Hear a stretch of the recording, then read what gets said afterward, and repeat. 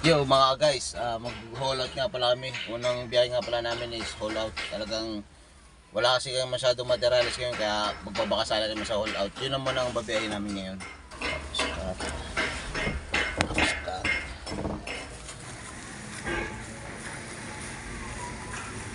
Buhat.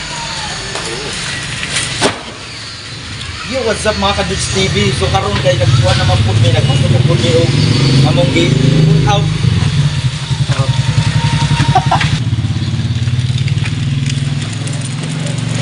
Ito nga pala, akautin din namin to. Dami niyan. Sa sako pa yan niya. Ito. Pero sila nasa sako. Akala nyo mga taga-probinsya, magaan yung trabaho dito sa Manila. O hindi no.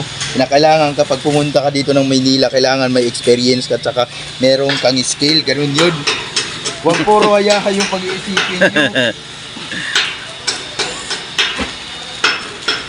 Haul out nga pala kami dito. Nga pala namin ikakarga ito ng biyahe. Nga pala namin ikakarga. Parang sa ganun. Ito nga pala yung first job namin, first biyahe. Ito nga pala yung mga unit na ginagawa oh. Ayan. Yan nga pala yung pupunuin nga pala namin to ulit. Tapos pag napuno, itidiretso biyahe na to. Wala nga palang mga materialis na biyahe kami ngayon. Puro ang biyahe namin ngayon, full out. Wala kami materialis ngayon. Ang oras pa lang ngayon alas 8 na umaga, ito na una namin biyahe.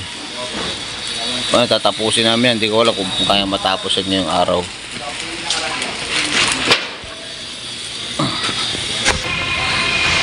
Sa wakas, konti na lang, mapupuno na. Mapupuno na yung ating truck mga goy. Ayun o. Konti na lang, lolonahan na yan. Sa mga gustong bumiyahe, pwede kayong bumiyahe dito para basilayan nyo kung paano bakbakin itong trabaho dito. Ayun.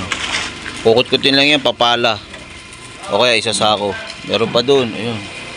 Marami pa dun. Ayun. So, konti na lang yan, mapupuno na. Tapos, makakaisang biyahe na. Konting tiis na lang, makakatapos na rin kami ng pag-aaral. Kasi hindi kami nagpursige ng mga maliliit pa kami mag-aaral. Ngayon, nag-aaral kami para makatapos. Oh, yun yung totoo.